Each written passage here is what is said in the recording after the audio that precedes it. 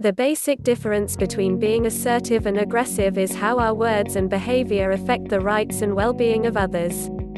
Oprah Winfrey calls it the disease to please. Nowhere, except a woman's world, does it run more rampant than in the workplace.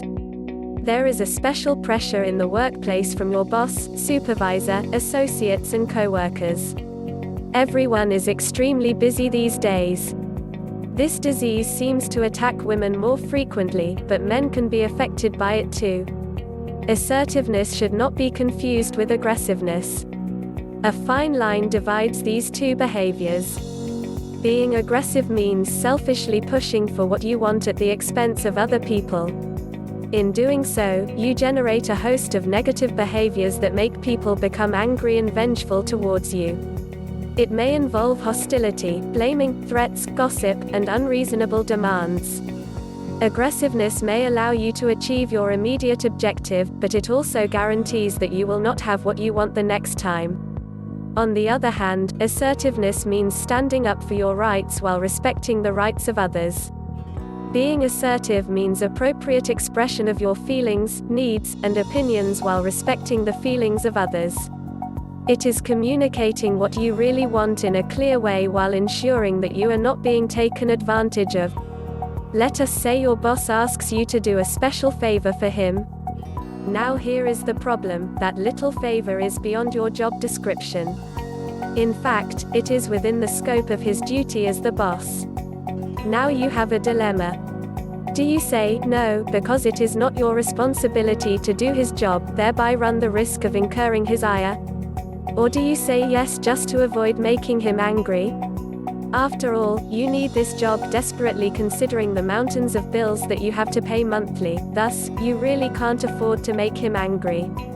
On the other hand, you know very well that if you do his job the first time, it is most likely that he will be asking you to do things that he should be doing himself.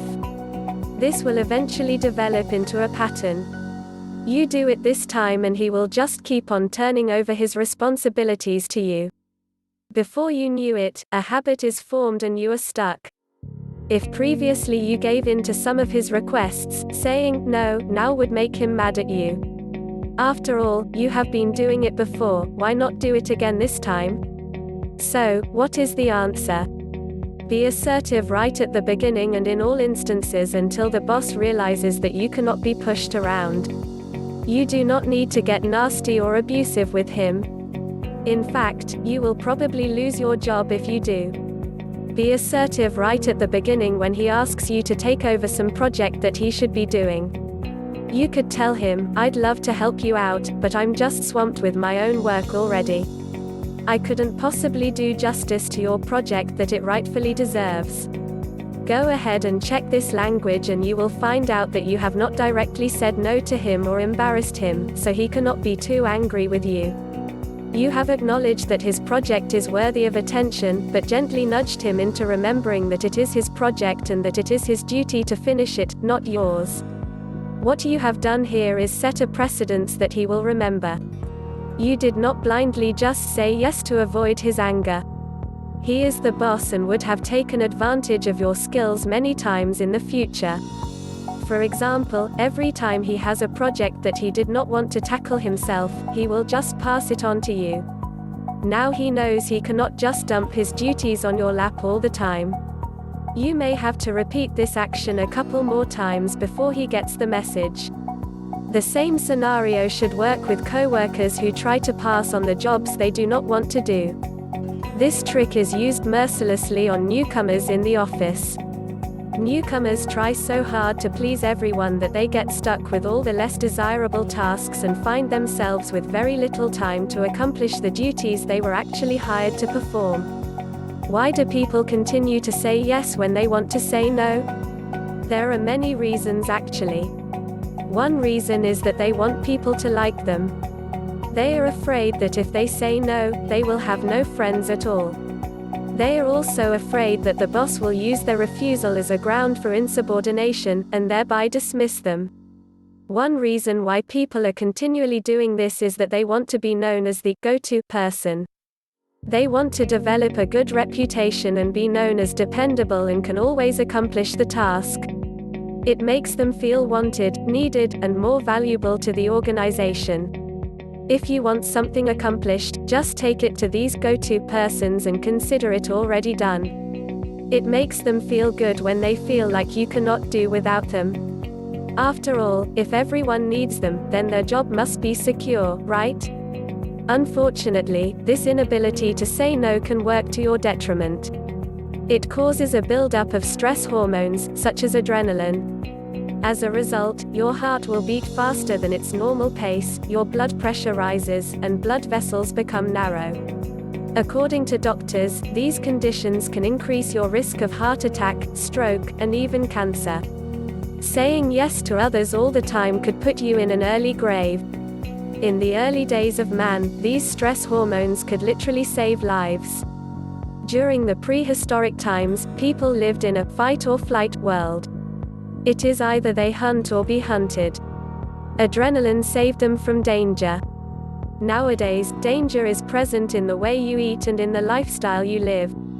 Many become couch potatoes and worry constantly. The stress you experience these days is different but just as deadly.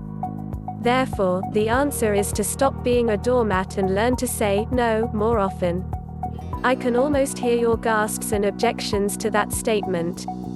I anticipate your reactions. Wait a minute, you do not know the situation I am in, or you just do not know how to be unemployed. You might be afraid to say no, but sometimes it is necessary. For starters, those people who already like you are not going to stop liking you just because you said no. Those who behave in a grumpy manner were like that long before you told them so.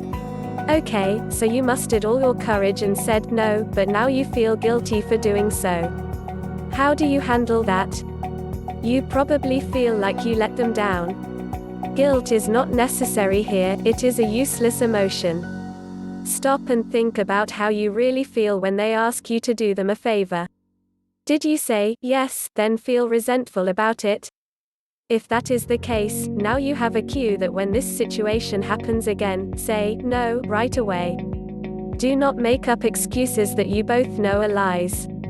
It will make you guilty for saying something deceitful and wrong. You could tell them these 4 things. 1. You're right in the middle of some projects and simply don't have the time. 2. You'd rather tell them no than only be able to give it a fraction of your attention. 3. You're really not the best person for that job. 4. Your calendar is full right now and you can't take on any more tasks. If they surprised you with the request and you do not know what to say, ask them to give you some time to think about it and consult your calendar. Many times, they will ask you without warning, hoping you will just say yes right away. Learn to always give yourself a little wiggle room or flexibility. When you do decide to inform them of your negative decision, say it right off the bat, so they understand they cannot talk you into a yes. Being definite about your response at the soonest possible time will make them respect you more and cause fewer hurt feelings later. Somehow, we have been led to believe that it is hurtful to say no. You have been taught that you have to be nice to everyone and say yes, even when you don't want to. This is especially true for women. Think of it this way, is the other person's time more valuable than your own? Is it necessary to bend over backwards to avoid saying no and just take in everything at your expense? Think of the consequences. Eventually, you will find yourself gradually building resentment towards the person making the request. Everything he asks you to do becomes another nail in the coffin. It is actually better for you to say no to everyone involved and save a working relationship, not to mention your own nerves and stress level. Keep in mind that the more often you say yes, the more often they will ask you for more favors. Therefore, you should only say yes if it is something that you truly would like to do for them. You can say yes if it is something that you can conveniently fit into your schedule without causing any wear and tear on your nerves. People are basically good and you would like to help people whenever you can, but so many yeses can turn into more than you can handle. You have heard the phrase, no good deed goes unpunished. Recognize that there are limits to everyone's time and energy. The disease to please somehow convinces you that you can fit more in each day than anyone else. You will discover this reality when you realize you do not have time to do more than a shoddy job. You will discover this truth when you begin to feel overwhelmed and realize that your commitments are way past your own personal limits. It is simply better for all involved if you just say no at the beginning. By telling them right away, they have a chance to find someone else who can help them. Remember, they have the right to ask a favor, but you also have the right to say no. Do not give up your rights just because you want them to like you. They will respect you more if they see you know how to handle things properly and without overtaxing yourself or stressing others out. You may have decided that asserting yourself is a good idea, but do not know how to apply it in scenarios involving confrontations. Confrontation involves getting in the other person's face and not taking into consideration their feelings. You probably would not want to hurt other person's feelings, right?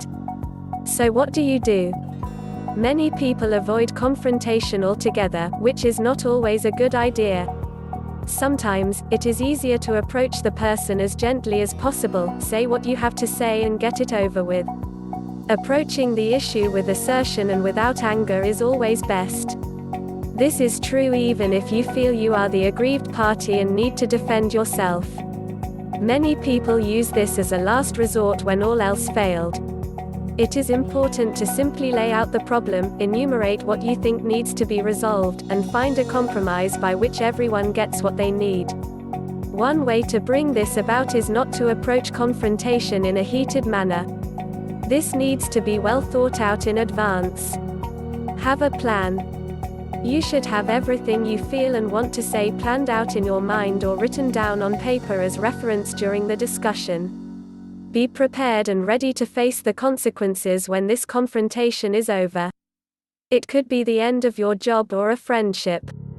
Again, you have the right to assert yourself. This is your life and your workplace. It should not be a place where you dread going to each day. Everyone needs to have personal standards for how they treat themselves and how others treat them. Boundaries have to be set and maintained even in the workplace. Assertiveness, not aggressiveness, is what is essential for you to feel better about yourself and develop better relations with others. It will also help keep the unpleasant or discomfort levels to a minimum, relieve stress, and maybe even move your career forward. Learning to be assertive could even move you into a leadership position one day. Remember, while assertiveness can help you get what you want out of life, aggression will bring about resignation or involuntary compliance on the part of those around you. We are talking about the best-case scenario.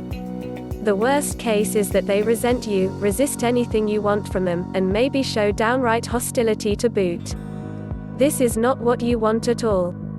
Aggression simply decreases your chances of getting what you really want. Aggression will only bring in fear, threats, and hostility because of manipulation, where you force and coerce people to do it your way. You cannot always make someone give in to what you want. As they say, you might win the battle, but you will lose the war. Pushing someone into doing something they do not wish to do may result to grudging compliance at first, but you will not win them over. They may give in just to get you to shut up and go away. You have not won them to your side. With the passive-aggressive types, you might even find yourself on the receiving end of an object lesson. True assertiveness means without aggression, guilt, and fear. It is far more effective in the long run and infinitely more satisfying. Winning others to your way of thinking, the legitimate way, is much more fun.